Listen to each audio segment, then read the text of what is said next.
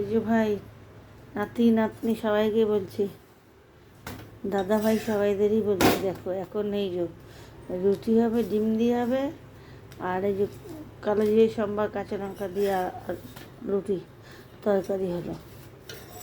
আর এই যে আজকে রুটি কেন, কালকে পরোটা দিয়েছিলাম, খায়নি, ঘুরিয়ে এসছে। আজকে আর পরোটাটা যাবে না, আজকে রুটি একটু দিয়ে দেবো।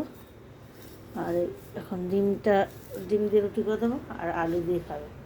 এই যে জন্য ঝোল ঝোল রাখলাম। রুটিটা এখন বুড়িয়ে খাবে, আর শুকনো করে একটুখানি দিতে হবে, নিয়ে যাবে। বলছি যে ওকে ফল দিয়ে দিই মেখে, ও ফল দিয়ে নেবে না। কী বলবো, ছেলেটা এরকমই খায়।